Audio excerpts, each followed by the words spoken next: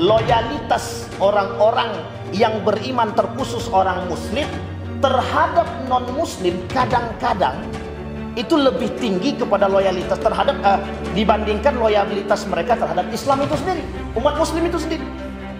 Ini saya katakan demikian kenapa? Karena fakta menunjukkan kepada kita, ketika mereka berbaur dengan non-muslim baik, tapi ketika mereka dengan orang Islam itu sendiri tak bisa berlemah lembut, tak bisa. Dan ini persoalan kita.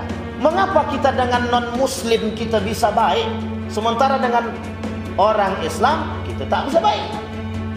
Sampai di sini paham Bapak Ibu ya? Mengapa kajian kok bisa dibubarkan misalkan, tapi sementara yang lain tidak? Malah justru ini bahasa yang disebut dengan toleransi yang dibalut dengan, mohon maaf, toleransi yang dibalut dengan kebencian.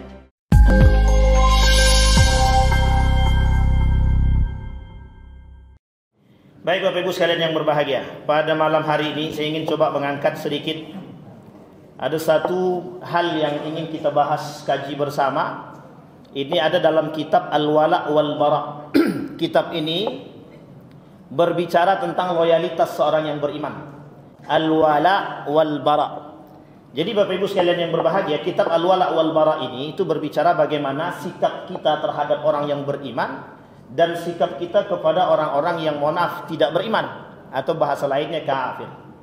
Jadi ada bagaimana konteks kita kepada orang yang beriman dan konteks kita kepada orang yang tidak beriman. Loyalitas kita terhadap orang yang beriman dan orang-orang yang tidak beriman. Bagaimana? Syekh Hasim Al-As'ari dalam kitabnya Risalah Ahlus Sunnah wal Jamaah pernah berkata demikian, menukil daripada hadis baginda Nabi Muhammad SAW. Itu yang menjadi masalah beliau adalah perhatian orang-orang yang beriman, perhatian orang Islam terhadap Islam itu sendiri. Yang merusak Islam itu adalah umat Islam itu sendiri. Ini penting, poin utama bagi kita sebelum kita mulai. Yang merusak dan meruntuhkan Islam adalah orang Islam itu sendiri. Jadi ketika Umar bin Khattab berkata, hadis ini mauquf, cuma sampai kepada Umar bin Khattab. Hadisnya mauquf. Kalau mauquf cuma sampai pada sahabat Nabi, tapi tak sampai kepada Nabi. Kalau sampai kepada Nabi namanya marfu'. Kalau sahabat Nabi yang melakukan sesuatu, biasanya sudah mendapatkan izin baginda Nabi Muhammad SAW. Sekalipun Nabi tak berkata demikian. Makanya ketika sahabat berkata sesuatu, hadis itu disebut dengan mauquf, cuma sampai kepada para sahabat. Tapi derajat hadisnya atau hukum hadis tersebut 3. Bisa sahih, bisa hasan, bisa dhaif. Jadi Bapak Ibu sekalian yang berbahagia, apa kata Umar bin Al-Khattab? Kata Umar bin Al-Khattab itu, kata beliau, hal tadri man yahdimuddin? Tahukah kalian siapa yang bakal menghancurkan agama? 3 itu. Salah satu di antara ketiga tersebut adalah zallatul alim. Salah satu di antaranya adalah orang alim yang tergelincir. Orang alim yang tergelincir. Nabi memperingatkan Ibnu Abbas, ya gulam, ihfazillah yahfazka. Jaga olehmu nilai agama, niscaya Allah akan menjaga dirimu. Jadi Bapak Ibu sekalian yang berbahagia, Islam itu hancur, hilangnya Islam itu di tangannya orang Islam itu sendiri. Maka Bapak Ibu sekalian yang berbahagia, malam hari ini kita akan coba bahas loyalitas orang-orang muslim kepada orang kafir yang bisa membatalkan iman. Loyalitas orang-orang muslim mukmin kepada orang kafir yang bisa membatalkan iman. Dalam kitab yang lain, Syekh Abdul Wahab berkata tentang nawaqidul Islam. Ada 10 poin yang bisa membatalkan keislaman seseorang. Said Hawa mengatakan 20 poin yang membatalkan syahadat. Ulama yang lain mengatakan nawaqidul iman, setidaknya ada 10 hal yang membatalkan iman. Bapak Ibu sekalian yang berbahagia, dari sekian banyak poin ini kita bahas 10 yang bukan 10. Poin-poin loyalitas orang mukmin keislaman seseorang itu bisa membatalkan imannya ketika mereka berinteraksi dengan orang-orang kafir. Perlu kita tekankan, kalimat kafir itu di dalam Al-Quran itu kalimat di dalam bahasa Arab itu kalimat yang paling lembut. Kalimat yang paling lembut itu kalimat kafir. Dulu pernah bermunculan orang-orang yang mencoba merusak bahasa. Karena salah satu cara kaum orientalis untuk merusak keislaman orang Islam itu jalurnya bahasa. Ini kelak disebut dengan, bukan kelak, ini disebut dengan perang pemikiran. Perang pemikiran itu lawannya, mereka akan main dari segi bahasa. Untuk merusak apa dia? Merusak akidah kita.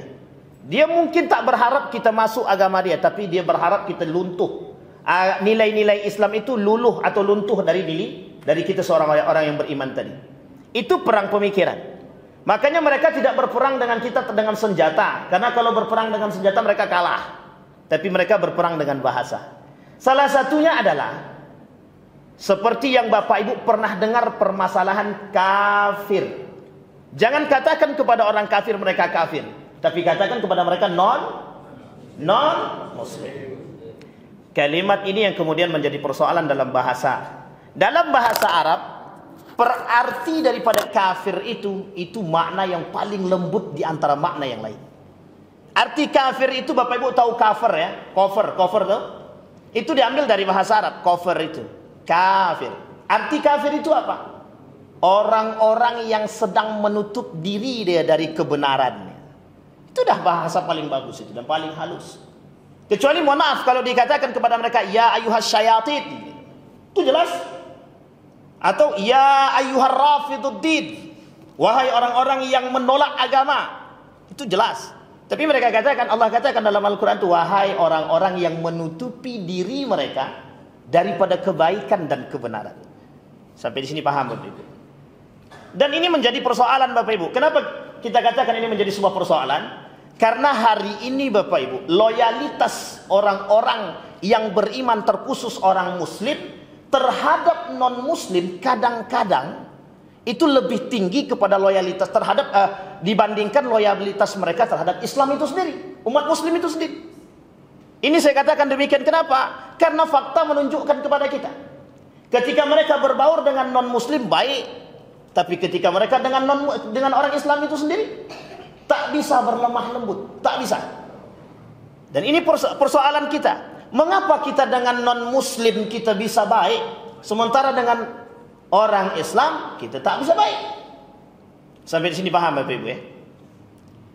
Mengapa kajian kok bisa dibubarkan misalkan, tapi sementara yang lain tidak?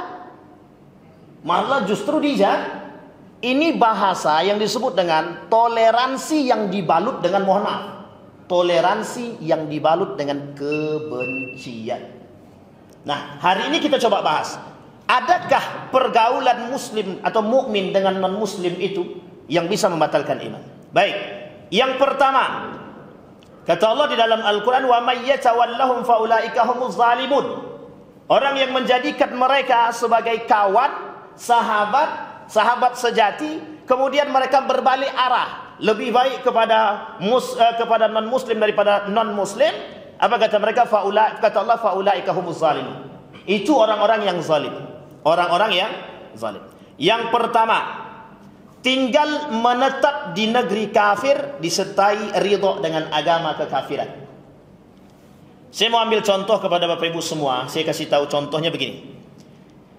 Ketika ada orang yang lebih memuji dan memuja negara asing, yang notabene negara tersebut adalah kafir, agamanya bukan Islam, dan mereka punya kebencian terhadap Islam. Kita ambil contoh Amerika. Amerika itu tingkat Islamophobia tertinggi. Artinya negara yang paling benci terhadap Islam. Itu nomor tertinggi adalah Amerika. Mereka tak suka dengan Islam. Mereka akan coba apapun cara untuk menghancurkan Islam. Itu mesti. Artinya apa? Ada orang-orang muslim yang menjunjung tinggi negara tersebut. Bahkan mereka mengatakan lebih baik kami tinggal di sana ketimbang tinggal di Indonesia. Sampai di sini paham Bapak Ibu? Kalau ada orang seperti ini, dia sedang berada pada posisi nomor 1. Artinya apa? Mereka tinggal di negeri yang, mohon maaf, mereka tidak suka dengan Islam, mereka membenci Islam, yang negara kita mayoritas umat muslim. Termasuk negara dengan jumlah penduduk yang Islamnya terbesar di dunia. Artinya secara tidak langsung ketika mereka membenci umat-umat Islam tersebut. Ketika mereka benci terhadap Islam, mereka membenci umat Islam. Itu mesti ya. Apa yang mereka benci daripada Islam? Yang mereka benci daripada Islam itu satu saja. Nilai-nilai keislaman. Mengapa demikian? Karena mereka menganggap nilai-nilai keislaman itu ketika tertanam dalam diri orang-orang yang Islam tersebut, maka sulit bagi mereka untuk menggoyahkan orang-orang yang Islam tersebut. Jadi itu kunci Bapak Ibu. Ketika nilai agama itu tertanam dalam diri kita, itu menjadi pribadi yang baik. Itu sudah jelas. Tapi justru sebaliknya, ada orang-orang yang mengaku Islam, tapi mereka tak menjalankan nilai-nilai keislaman. Itu adalah pemberontak atau pengkhianat di dalam agama. Pengkhianat di dalam agama. Baik, yang pertama, tinggal dan menetap di negeri kafir disertai ridho dengan agama kekafiran. Dan bahkan mereka mendukung agama-agama orang-orang kafir. Artinya apa? Kita ambil contoh. Kami tinggal di Amerika. Betapa bagusnya agama-agama di sana. Mereka menjunjung tinggi nilai-nilai toleransi dan harmonisasi. Sampai di sini paham kalimat ini Bapak Ibu? Itu perbandingan yang sesat. Perbandingan yang tidak sejalan. Ketika membandingkan Indonesia dengan Amerika. Artinya apa? Bagi mereka agama kafir, bagi mereka agama-agama di luar Islam itu lebih baik. Secara tidak langsung, pertanyaan yang sederhana, kenapa mereka tidak keluar daripada Islam? Sampai di sini paham Bapak Ibu? Artinya mereka Allah masih menjaga keimanan dan petunjuk bagi mereka. Dan ini menjadi persoalan kita Bapak Ibu. Bermunculan orang-orang hari ini yang mencoba mengagungkan negara-negara asing, bahkan membela. Kita ambil contoh, ketika baginda Nabi Muhammad SAW dilecehkan oleh Charles Hebdo dalam kasus Prancis, itu yang membela itu umat Muslim. Yang membela umat Muslim, tapi mereka, mohon maaf, negara tersebut termasuk negara yang benci terhadap Islam. Tapi yang mendukung mereka untuk tidak dieksekusi mati itu orang Islam. Coba bayangkan loyalitas orang-orang Islam terhadap orang-orang kafir, yang bisa menyebabkan batalnya keislaman mereka atau keimanan mereka. Maka kalimat selanjutnya kata Allah di dalam Al-Quran, la tajidul mu'minuna al-kafirina awliya'a min dunil mu'minin wa man yaf'al dhalika falaysa min Allahi fi syai'. Kata guru saya begini, sebaik-baiknya, tapi ini agak apa sedikit, sebaik-baiknya kafir mati masuk neraka. Seburuk-buruknya muslim, asal dia mati tidak dalam keadaan kafir, mati tetap masuk surga. Bapak Ibu sepakat atau tak sepakat? Ragu nampaknya. Sepakat atau tak sepakat? Sebaik-baiknya kafir, dia berikan Bapak Ibu makanan. Kira-kira kalau mati dia tak bersyahadat, dia mati, dia kira-kira masuk surga atau neraka? Tetap masuk neraka. Tidak mungkin kita paksakan dia masuk surga, ya Allah. Tapi apa jawaban mereka? Surga itu milik Allah. Tahu kita betul. Masa orang baik kok dihakimi neraka? Sampai di sini paham. Artinya apa? Mereka sedang menolak dosa besar. Mereka sedang menolak konsep yang terbangun bahwa surga itu hanya dimiliki orang-orang yang beriman. Kata mereka tidak. Orang baik meskipun tidak beragama tetap masuk surga. Apa alasan yang lain? Urusan surga dan neraka itu bukan urusan kita, itu urusan Allah. Bapak Ibu sekalian yang berbahagia, ini konsepnya kelompok Murji'ah. Apa kata mereka? Bahwa neraka, surga dan neraka itu bukan hak Anda menghakimi seseorang. Betul, kita tak berhak menghakimi seseorang. Tapi kalau dia kafir, dia tak bersyahadat, itu bisa kita katakan. Orang yang tak bersyahadat bisa kita katakan. Orang yang tidak muslim bisa kita katakan masuk ke dalam. Tapi kita tak boleh katakan kau penghuni neraka. Itu tak boleh. Langsung ke orang sini kau. Penghuni neraka kau ni. Itu tak boleh. Siapa tahu setelah itu dia masuk Islam. Awak yang bersalah. Bisakah kita masuk ke dalam surga? Itu menjadi persoalan. Sampai di sini paham Bapak Ibu? Maka sebaik-baiknya kafir kalau mereka tidak bersyahadat dan tidak mati dalam keadaan berislam, maka mereka mati dalam keadaan kafir. Tapi kemudian sebaliknya, seburuk-buruknya muslim, ya kita berharap muslim itu tak buruk, itu saja. Seburuk-buruknya muslim, Sekalipun mereka, mohon maaf, asal mati tidak dalam keadaan kafir, mati dia bisa masuk surga. Man qala la ilaha illallah dakhala al-jannah. Umat muslim itu kata Nabi, dakhala al-jannah ila man aba. Umat muslim itu pasti masuk surga. Kemudian kalimat selanjutnya, illa man aba, kecuali yang tak pengen. Ada yang tak pengen masuk surga? Ada Pak yang tak pengen masuk surga? Ada Pak yang melakukan kemunafikan. Orang yang munafik, orang yang membatalkan keimanan, orang yang membatalkan syahadatnya, kalau mereka tak bertobat kepada Allah sebelum mereka mati, mereka akan masuk ke dalam neraka khalidina fiha, musyrikin, sama dengan orang-orang musyrik, sama dengan orang kafir. Mereka masuk ke dalam neraka khalidina fiha, kekal di dalamnya. Nah, coba bayangkan Bapak. Salah satu yang membatalkan syahadat dan salah satu yang membatalkan keislaman seseorang, syirik. Kata Syekh Abdul Wahab syirik. Kata Sayyid Hawa, mereka bisa membatalkan syahadat. Orang yang syirik bisa membatalkan syahadat. Kemudian kata Abdul Wahab, orang yang syirik bisa membatalkan keislaman dia, karena mereka menyekutukan Allah. Orang yang datang ke dukun berarti bisa batal syahadatnya. Bisa. Kalau mereka percaya kepada dukun, batal syahadatnya. Berarti apakah batal syahadat dia langsung jatuh kepada kafir atau dihukumi kufur? Ulama berbeda pendapat. Kata para ulama tidak kafir. Mereka tidak keluar daripada Islam, tapi mereka kufur. Tertanam dalam diri mereka satu keburukan, yang keburukan, derajat keburukan itu sama dengan kufur. Artinya apa? Kalau mereka tidak bertobat daripada kekufuran itu, mau mereka melaksanakan ibadah apapun, mau sholat tahajudnya 100 rakaat, duha dia entah berapa rakaat, terserahlah pokoknya, tapi kemudian dia tak bertobat dari perbuatan kufur tadi, Allah tak bakal terima tu amal ibadah mereka. Tidak akan. Allah tolak amal ibadah itu. Nah, bayangkan Bapak Ibu. Artinya konsep yang terbangun. Maka kata Allah dalam Al-Quran, janganlah orang mukmin itu menjadikan orang kafir itu sahabat sejati. Tapi kami boleh nggak berkawan Pak Ustaz dengan kafir? Boleh, tak salah. Dia kafir itu ada dua paling tidak. Yang paling tidak ada dua. Satu kafir harbi, satu lagi kafir zimmi. Zimmi itu bawah dalam naungan kita. Ketika Nabi membangun piagam Madinah, itu ada kafir namanya kafir zimmi yang berada di bawah naungan baginda Nabi Muhammad SAW. Tapi ada kafir yang selanjutnya namanya kafir harbi. Kafir harbi itu kafir yang memerangi kita. Siapa contohnya? Yahudi. Siapa contohnya? Nasrani. Yang Nasraninya itu ada misionarisnya. Mereka pasti nyerang kita. Walan tarda ankal yahud walan nasara hatta tattabi'a millatahum. Sampai di sini paham Bapak Ibu? Ini konteks Bapak Ibu. Yang harus kita jaga itu siapa? Diri kita. Berarti kita tidak boleh dong saat berkawan dengan, ini jangan dipotong dulu. Berarti kita tidak boleh dong berkawan dengan non muslim. Salah. Kita boleh berkawan dengan muslim. Tapi jangan sampai ketika kita berkawan dengan non-muslim itu, tapi justru kita lebih loyal kepada non-muslim ketimbang muslim. Non-muslim sakit kita jenguk. Non-muslim sakit kita jenguk. Sekarang yang muslim sakit samping rumah kita jenguk atau kita caci maki. Itu yang menjadi masalah.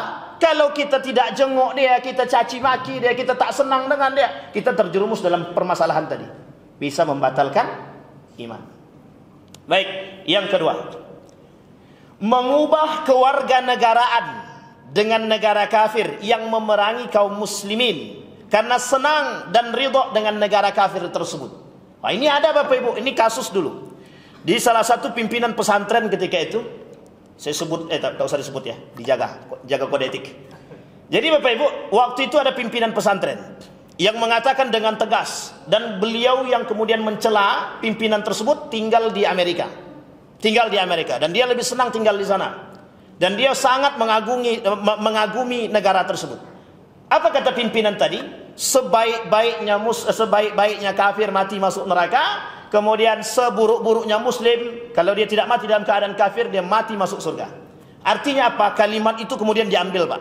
Itu public figure kita yang sekarang tinggal di sana. Itu artis di Indonesia, kemudian dia jadi tinggal di sana dan berkewarganegaraan di sana. Dia menetap di sana. Tapi dia tak suka dengan Islam.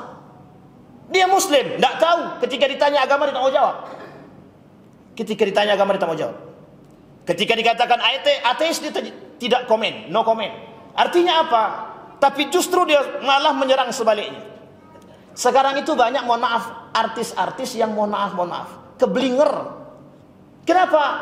Kadang ada artis yang menentang Tuhan itu. Mana Tuhan itu? Kalau memang betul Tuhan itu ada, dia muslim, tapi dia tentang Tuhan. Kalau memang betul Tuhan itu ada, ini aku sedang berzina, kenapa tidak diazab? Katanya. Masya Allah, saya bilang ini sabar, kita yang harus bersabar, Bapak Ibu. Kalau tidak, mungkin kalau sempat datang ke Pekanbaru mungkin dihabisin sama bapak-bapaknya gitu. Sayangnya artisnya perempuan, mungkin tak berani juga bapak-bapak nih, karena takut sama istri-istrinya. Sampai di sini paham Bapak Ibu? Itu kelakuan Pak, mohon maaf, mereka yang merubah pola pikir masyarakat. Mereka punya fans, mereka punya pendukung yang banyak. Ketika kita, mohon maaf, ketika kita yang mukmin mencela mereka, itu kita diserang balik tuh sama fans-fansnya dia. Artinya ada orang-orang yang tidak suka dengan Islam itu, kemudian menjelekkan Islam, dan mereka tinggal di negara asing. Maka bahasanya, ketika mereka mengubah kewarganegaraan dan tinggal di negara tersebut, kemudian mereka memerangi kita dan mereka senang dengan tinggal di sana, itu bagian daripada yang bisa merusak iman. Ketiga, tasyabbuh, man tasyabbaha biqaumin fahuwa min. Tasyabbuh menyerupai orang kafir secara mutlak dan totalitas. Ini penyakit musiman juga biasanya. Penyakit musiman. Dan ini sudah kita sampaikan. Oh, di sini belum kita sampaikan. Ini penyakit musiman. Sebentar lagi tanggal 25 kita lihat. Tanggal 25 kita lihat Bapak Ibu. Saya berharap betul yang di sini tidak ada mengikuti hal demikian. Apa hal demikian? Ini Bapak Ibu yang ingin saya sampaikan. Bayangkan mereka punya gaya untuk membuat kita agak goyah dengan keimanan dan akidah kita. Fatwa Majelis Ulama Indonesia, kita ulang Bang. Fatwa Majelis Ulama Indonesia tentang pengharaman mengucapkan selamat Natal. Itu yang, mohon maaf, yang tidak suka banyak. Yang tidak suka bukan sedikit, banyak. Yang tidak suka itu non muslim apa muslim? Muslim. Coba uniknya adalah yang tidak suka dengan fatwa tersebut justru umat non muslim senang. Kenapa? Bagi mereka toleransi yang baik. Tapi kenapa muslim yang tak suka? Artinya ada apa? Ada apa di balik itu? Artinya apa? Ada konsep toleransi yang dibangun, tetapi yang dikemas sedemikian rupa, di belakang toleransi itu ada kepentingan. Itu yang kita tak pengenkan. Tasyabbuh secara mutlak itu apa maksudnya?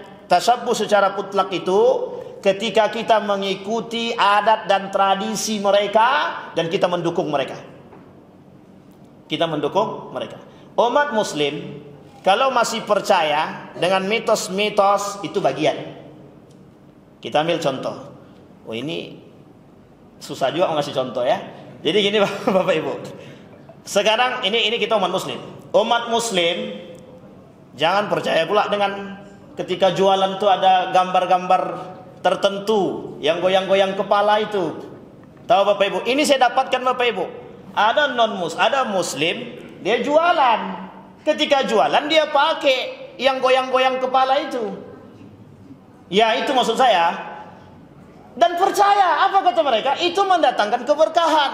Umat muslim tak boleh percaya pada demikian. Itu sama. Tasyabbuh kita dengan begitu.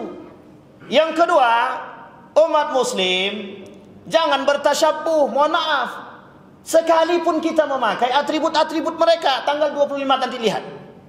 Banyak yang kemudian membeli atribut-atribut yang memang yang bukan atribut kita. Peci kita caci maki, jubah kita caci maki, orang berjenggot kita caci maki, celana cingkrang kita caci maki, tapi yang kayak gitu kita pakai. Itu banyak Pak, bukan sedikit. Pertanyaan kita adalah kebencian kita itu sudah keterlaluan terhadap siapa? Umat muslim itu sendiri. Dengan dalih toleransi, kami pakai kayak gini toleransi Ustaz. Betul. Tapi ketika Anda melihat orang berjubah dan bercadar, kenapa Anda tidak bisa toleransi? Itu menjadi poin penting kita Bapak Ibu. Artinya apa? Itu keimanan. Itu iman. Tapi kalau sudah kaitannya dengan tasyabbuh, itu bisa kaitannya dengan akidah. Bisa merusak.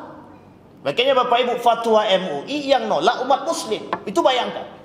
Kenapa umat muslim menolak? Karena dianggap intoleran, tidak toleran. Saya punya kawan banyak non muslim Bapak Ibu. Dan mereka sangat senang ketika kita bahkan tidak mengucapkan selamat Natal pun mereka senang. Dulu saya pernah berdiskusi dengan beberapa kaum Kristiani yang sekolah di teologi. Dia ada namanya sekolah teologi di Yogyakarta. Dan kita sering kok diskusi. Dan mereka biasa aja tuh ketika kita tidak mengucapkan selamat Natal, tidak ada masalah. Ini kenapa pula Muslim yang mempermasalahkan gitu? Nah, ini yang kadang-kadang menjadi persoalan kita hari ini. Artinya apa? Boleh kita menjunjung tinggi toleransi. Islam jangan pernah diajarkan tentang konsep toleransi. Justru Islam sudah sangat toleransi. Islam sudah sangat toleran. Toh kalau ada Islam yang tidak toleransi, itu bukan Islamnya yang salah, oknumnya sama. Kalau ada agama yang lain yang merusak Islam, mungkin kita tak salahkan agamanya, tapi yang kita salahkan oknum-oknum yang berada di dalamnya. Masa masjid ini ada oknum yang merusak masjid sebelah, yang kita salahkan masjidnya? Itu tidak bisa, Pak. Tidak bisa, itu konsep yang keblinger, yang tidak cocok. Cari orang yang merusak tadi. Apa maksud dan tujuannya? Bisa jadi tujuannya memang sengaja untuk memperkeruh suasana, memecah belah umat. Mungkin atau tak mungkin? Hari ini tidak ada yang tidak mungkin, Bapak Ibu. Hari ini tujuan kaum Yahudi dan Nasrani satu saja. Bagaimana cara umat Muslim itu terpecah belah, itu saja. Maka mohon maaf, berbagai macam akan mereka lakukan untuk memecah belah kita, Bapak Ibu. Kalau kita tak kuat iman, kalau kita tak kuat, kalau kita tak berani, kalau kita tidak bisa menjaga persatuan, habis, hancur. Apa prediksi Nabi dalam hadisnya tak salah. Umat Muslim banyak tapi lemah.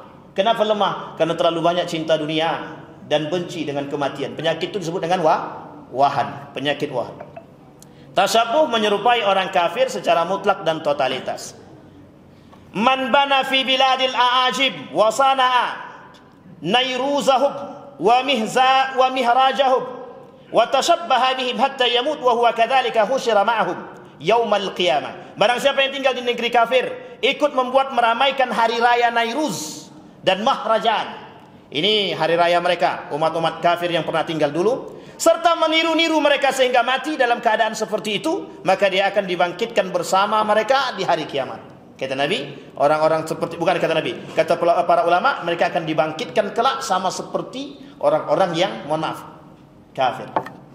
Baik, keempat, menyerupai sebagian ciri khas mereka, namun dalam perkara yang menyebabkan keluar daripada agama Islam. Tabaruk, bertabaruk. Nah, ini tabaruk ini adalah salah satu permasalahan kita hari ini, Bapak Ibu. Mengambil barakah itu boleh, silahkan. Yang ingin mengambil barakah boleh, silahkan. Tetapi Bapak Ibu, tolong jaga hati. Tolong jaga hati.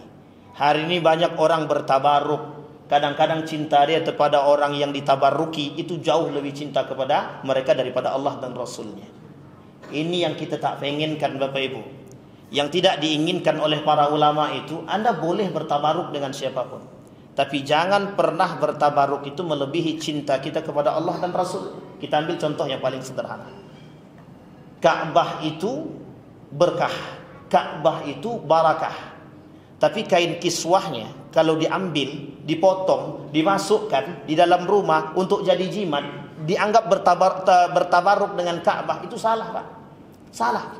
Kain kiswah yang kita ambil itu kita anggap sebagai tempat keberkahan, itu salah, Pak. Salah.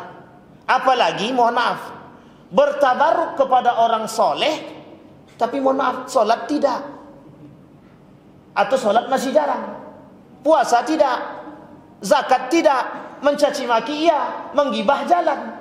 Artinya mohon maaf, mau berapa kali kita bertabaruk pun, tapi kita menjalankan perbuatan yang mohon maaf yang diharamkan oleh Allah, yang tidak disukai oleh Allah. Apa manfaat daripada tabarruk tersebut? Justru bisa lebih merusak iman. Justru bisa lebih merusak. Yang ditakutkan oleh para ulama tentang tabarruk ini adalah ketika bertabarruk itu ditakutkan melebihi daripada keutamaan Allah dan Rasulnya. Itu yang menjadi masalah. Akhirnya yang terjadi apa? Syirik. Syirik. Kita ambil contoh. Anda, Bapak Ibu datang kepada pimpinan pondok misalkan, cium tangan. Kemudian kalau yang cium tangannya perempuan dengan laki-laki, itu jelas salah, Pak. Itu jelas salah. Dalam Islam itu laki-laki dan perempuan yang bukan muhrim itu tidak boleh, Pak. Berjabat tangan saja tak boleh.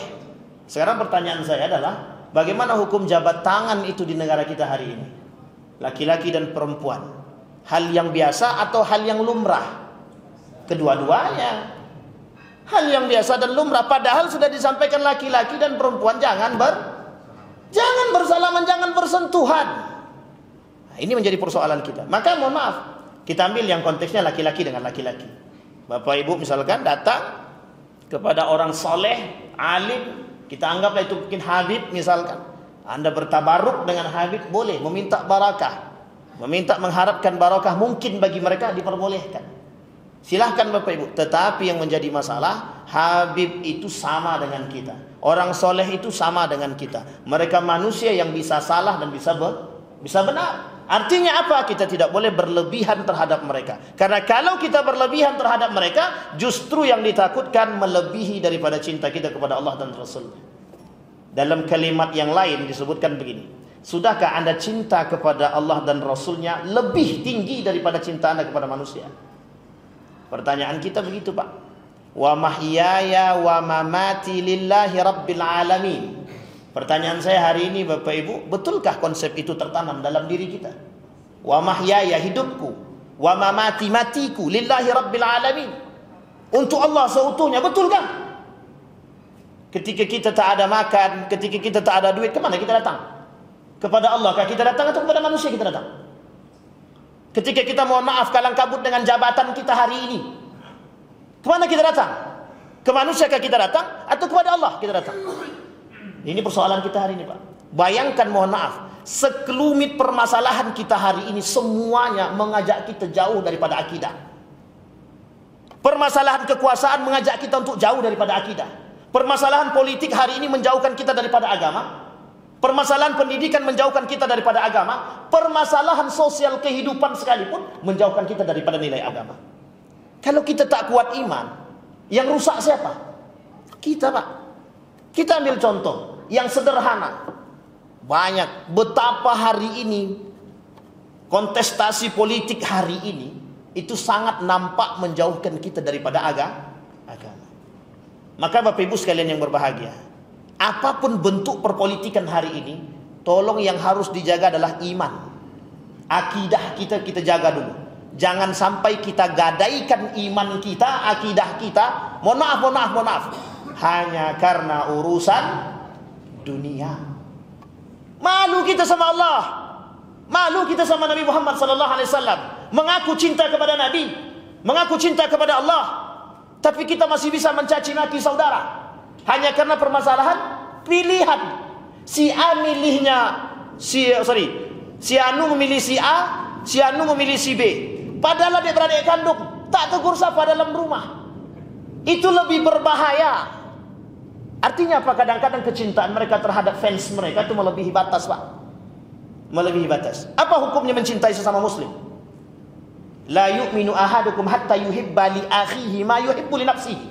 Tidak beriman seseorang itu sampai dia mencintai saudara dia lebih daripada mencintai diri dia pribadi. Hari ini nampakkah konsep itu? Justru mohon maaf yang diangkat adalah konsep perpecahan. Kau milih si Anu kan? Ngapain kau ikut sini lagi? La ilaha illallah. Ini nyata, Pak, nyata. Suatu ketika terjadi acara 17-an. Ini nyata, Pak, nyata sekali. 17-an itu. Kebetulan yang mengadakan ini salah satu partai. Tiba-tiba yang partai sebelah ini ada orangnya ikut nimbrung dalam acara tersebut. Difoto, Pak, dikirim kepada pimpinan mereka. Apa kata mereka? Langsung disidang, Pak. Langsung disidang. Ngapa kau ikut-ikut? Ya Allah, ya Rabbi. Hanya karena pilihan kita mencaci dan memaki dan menjauhkan diri kita daripada cinta kepada sesama muslim. Coba bayangkan keberhasilan mereka membuat kita benci terhadap siapa? Saudara kita sendiri. Itu kayak disebut dengan wala. Itu kayak disebut dengan loyalitas kita terhadap muslim. Tidak. Tapi buktinya hari ini sudah nampak. Ada orang yang lebih loyal kepada non-muslim ketimbang muslim itu sendiri. Coba bayangkan. Artinya apa Bapak Ibu sekalian yang berbahagia? Demi ini Bapak Ibu, sengaja tak saya sebut biar dapat ilustrasi sedikit. Artinya apa nih? Piti. Tidak ada piti, mati kita. Kalau bahasa lainnya, tidak ada fulus mampus, kata Wan Nabut begitu. Kalau tidak ada fulus mampus, sampai di sini paham Bapak Ibu ya? Kembali kepada poin kita tadi, menyerupai sebagian ciri khas mereka, namun dalam perkara yang menyebabkan kita keluar daripada agama Islam. Wa ma qataluhu wa ma salabuhu walakin subbiha lahum. Ini Allah yang sebut dalam Al-Quran. Allah yang sebut dalam Al-Quran. Wa ma qataluhu. Ini kaitannya dengan Nabi siapa? Wa ma qataluhu wa ma salabuhu. Ini kaitannya dengan Nabi siapa? Nabi Isa alaihissalam. Nabi Isa. Apa kata Allah? Nabi Isa itu tidak dibunuh dan tidak disalib. Itu Allah yang kata. Allah yang kata. Tapi kita tidak perlu ikut-ikutan. Dan orang terdahulu sangat mengikuti perbuatan-perbuatan demikian dalam surat An-Nisa. Baik, yang kelima, menyerukan bahwa semua agama itu sama benarnya. Nah, ini poinnya sudah sampai nih. Ini bahasa lainnya pluralisme agama. Menganggap semua agama itu benar. Kalau pluralisasi atau plural gitu saja, itu sebenarnya artinya mengakui keberadaan agama yang lain. Bapak Ibu sekalian yang berbahagia, mengakui keberadaan agama itu boleh karena tertulis dan diakui oleh undang-undang. Agama hari ini ada, mohon maaf, Islam, Kristen terbagi dua, Protestan dan Katolik. Yang ketiga ada Buddha, ada Hindu, ada Kongfucu, ada satu lagi. Apa satu lagi Bapak Ibu? Bahai. Jadi agama itu sekarang ada berapa? Ada 6. Yang terakhir apa? Bahai. Bahai ini Luqmanul Hakim, yang Menteri Agama, tahu Bapak Ibu ya? Menteri Agama dulu, Luqmanul Hakim kalau saya tak salah, beliau yang kemudian ikut dalam peresmian agama Bahai. Kita dituntut hari ini mengatakan kebenaran agama-agama yang lain. Dituntut. Semua agama itu sama benarnya. Dengan bahasa lain pluralisme. Hanya saja cara menuju Tuhan yang satu itu yang berbeda. Allah sebut dalam Al-Quran, laqad kafara alladhina qalu innallaha thalisun salasa. Laqad kafara alladhina qalu innallaha thalisun salasa. Telah kafir kata Allah orang yang mengatakan bahwa Tuhan itu thalisun salasa. Apa artinya thalisun itu? 3. Salasa. 3 sama. Tuhan itu yang dianggap 3 dalam 1 atau 1 jadi 3. Itu sama Pak. Allah kata kafir. Tidak ada itu kebenaran. Artinya apa? Inna dina indallahil Islam. Tidak bisa kita katakan. Itu mutlak Pak. Semua nabi itu agamanya Islam. Bayangkan salah satu proyek Yahudi yang berhasil adalah ketika mengatakan ada agama samawi yang pernah dianut oleh para nabi. Dulu Bapak Ibu waktu saya sekolah SD itu, yang saya paham adalah agama dari Nabi Isa itu Nasrani. Agama Nabi Isa itu apa agamanya? Zaman saya SD begitu Pak. Pertanyaannya, betulkah begitu Nabi Isa agamanya Nasrani? Tidak ada. Semua nabi agamanya apa keberhasilan mereka? Berhasil mereka membuat kabur kita dalam pendidikan. Mereka masukkan, itu bahasa lainnya begini Bapak Ibu. Ada buku judulnya Distorsi Sejarah oleh Yahudi. Itu Bapak Ibu boleh cari, sudah ada terjemahannya dalam bahasa Indonesia. Itu banyak. Bagaimana cara mereka mendistorsi sejarah itu. Oh, bahaya sekali Pak. Banyak sejarah-sejarah yang mereka kaburkan. Sudah azan.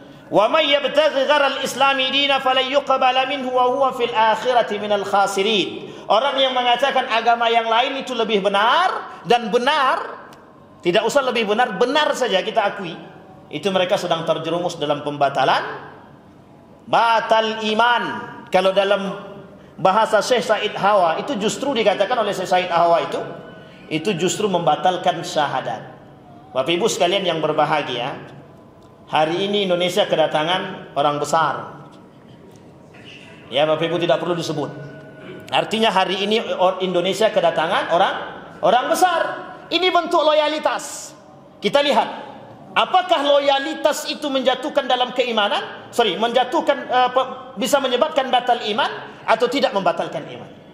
Maka siapa yang bisa menjadi tolak ukur itu? Bagaimana perbuatan mereka? Kalau perbuatan mereka melebihi daripada batas yang sesungguhnya yang sudah ditentukan oleh Islam, itu bisa menjadi poin Bapak Ibu. Seperti posisi 5 orang yang datang ke Israel. Bapak Ibu tahu 5 orang yang datang ke Israel itu? Kita tak boleh katakan itu batal syahadat dia, tapi kita tak boleh katakan demikian. Artinya cukup kita tahu Bapak Ibu, apakah mereka munafik atau tidak itu kita tak perlu sampaikan. Tapi permasalahannya adalah ketika loyalitas di tengah hiruk pikuk genosida, mereka masih bisa mengatakan hal demikian. Pertanyaannya, kemana hati mereka? Dalam bahasa guru saya, itulah kemunafikan yang nyata. Apa kata guru saya? Kemunafikan yang nyata. Tapi saya tak katakan mereka orang munafik. Ya pandai-pandai Bapak Ibu aja lah. Sampai di sini paham Bapak Ibu? Baik, ini penting poin untuk kita Bapak Ibu. Kenapa ini saya sampaikan Bapak Ibu? Hari ini Bapak Ibu yang berperan untuk menghancurkan kita, mohon maaf, yang berperan untuk menghancurkan kita itu banyak, tidak sedikit. Paling tidak 2 kelompok besar hari ini sedang berperan untuk menghancurkan kita. Yahudi dan Nasrani. Dalam segala lini mereka akan coba menghancurkan kita. Tapi mereka menghancurkan kita tidak dengan tangan mereka langsung. Caranya bagaimana? Mereka cari kaum-kaum munafik dari orang-orang Islam tadi yang bisa mereka kasih piti. Disitulah kemudian mereka gunakan tangan orang-orang munafik tadi untuk menghancurkan kita. Bagaimana cara mereka menghancurkan kita? Poinnya satu saja. Jauhkan mereka, orang-orang Islam, orang-orang beriman, dari agama mereka. Kalau dah jauh mereka dari agama mereka, tidak perlu capek-capek. Kalau mereka sudah cinta terhadap dunia mereka, tidak perlu capek Pak. Tidak perlu capek Pak. Mereka tidak perlu turun tangan. Karena kalau sudah dikasih, mohon maaf, sudah dikasih duit, dikasih kekuasaan, apa mau nak dikata lagi? Tak ada nak dikata Pak. Karena orang sudah cinta terhadap dunia. Maka kelak kata Nabi, tidak akan terjadi hari kiamat sampai mereka jadikan perut mereka itu tujuan mereka. Artinya apa? Duit, kekuasaan, jabatan itu akan menjadi poin kelak di akhirat. Apa itu artinya? Hancurnya umat Islam disebabkan karena cinta mereka terhadap dunia. Runtuhnya Islam karena siapa? Umat Muslim itu sendiri. Maka kata Nabi dalam riwayat yang lain itu, la yabqal Islam illa ismuh wa la yabqal Quran illa rasmuh. Al-Quran itu, Islam itu tidak akan tersisa kecuali tinggal namanya saja. Namanya saja. Bada'al Islam gharib wa sayaudu kama bada'al gharib. Islam itu datang dengan keanehan, maka kelak akan kembali dalam keanehan. Yang membuat Islam itu aneh siapa? Umat Muslim itu sendiri. Apa yang dimaksud dengan aneh tadi? Kelak umat Muslim akan aneh dengan nilai-nilai keislaman. Saya kira itu saja Bapak Ibu sekalian yang berbahagia. Ada pertanyaan Bapak Ibu? Tidak ada, alhamdulillah. Karena sudah mulai azan kan mesti tidak ada yang mau bertanya ya Pak. Nah, ini pentingnya Bapak Ibu. Akhirnya kalau tidak bertanya kan enak, kita aman sedikit gitu. Saya kira itu saja Bapak Ibu. Mudah-mudahan kalau Allah izinkan kita lain waktu kita bisa bertatap muka. Mudah-mudahan kita bisa melanjutkan kajian ini yang belum selesai. Fa'tabiru ya ulil absar la'allakum tuflihun. Assalamualaikum warahmatullahi wabarakatuh.